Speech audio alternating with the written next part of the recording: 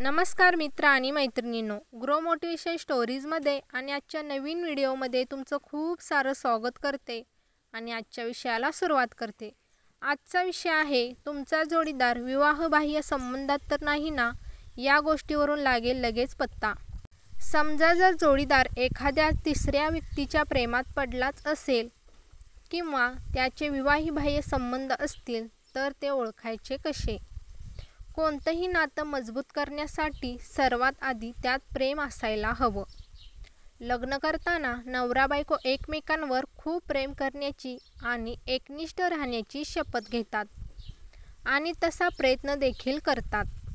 पण असं असलं तरी देखील बऱ्याचदा अशा काही गोष्टी घडतात ज्यामुळे लोक लग्न झालं असलं तरी देखील दुसऱ्या पर्यायाकडे वळतात, म्हणजेच दुसरा जोडीदार शोधतात किंवा नकळत त्याच्या प्रेमात पडतात। बहुतेक लोकांच्या मनात अनेकदा नसलं तरी देखील असे काही प्रसंग देखील उद्भवतात जेव्हा एखाद्या व्यक्तीबद्दल आपुलकी वाटू लागते। आजच्या काळात महिला किंवा पुरुष तासनतास कामात घराबाहेर असतात। अशा वेळी त्यांच्यासोबत काम करणारा त्यांचा सहकारी त्यांच्यासोबत जास्त वेळ घालवतो, ज्यामुळे त्या व्यक्तीकडे आकर्षित होऊन अनेक लोक विवाहबाह्य संबंध ठेवतात। पण यामागे देखील कारणं असू शकतात। समजा जर जोडीदार एखाद्या तिसऱ्या व्यक्तीच्या प्रेमात पडलाच असेल किंवा त्याचे विवाहबाह्य संबंध असतील तर ते ओळखायचे कसे, असा प्रश्न अनेकांना पडतो। तर याबद्दल काही मार्ग समोर आले आहेत। काही अनुभवी किंवा एक्सपर्ट लोकांनी याबद्दल काही गोष्टी सांगितल्या आहेत। चला ते सविस्तर पाहू। एक म्हणजे स्वतःकडे अधिक लक्ष देणे। जेव्हा पुरुष किंवा महिला प्रेमात असते किंवा एखाद्या नात्याची सुरुवात असते तेव्हा ती व्यक्ती स्वतःकडे खूप लक्ष देते, त्याचं व्यक्तिमत्व आकर्षक करण्याचा प्रयत्न करते। जर तुमचा नवरा किंवा बायको देखील हे करत असेल तर त्याच्या आयुष्यात कुणीतरी प्रवेश केल्याचं हे लक्षण असू शकतं। दुसरं म्हणजे तुमची तुलना करणे।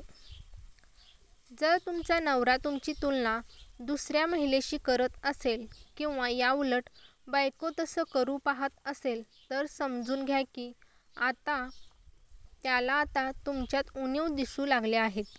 हे देखील एक लक्षण असू शकतं की तुमच्या जोडीदाराला तुमच्यात इंटरेस्ट नाही। तिसरं म्हणजे फोनला चिटकून राहणे। नवरा किंवा बायको बराच वेळ फोनवर असेल तर तसेच आपला फोन एकटं सोडून कुठे जात नसेल तर काहीतरी गडबड आहे हे समजून घ्या।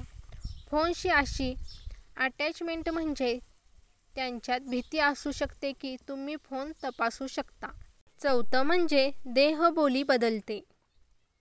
जर तुमचा जोडीदार विचित्र किंवा वेगळं वागत असेल तर ते कोणा तिसऱ्या व्यक्तीमुळे होऊ शकते।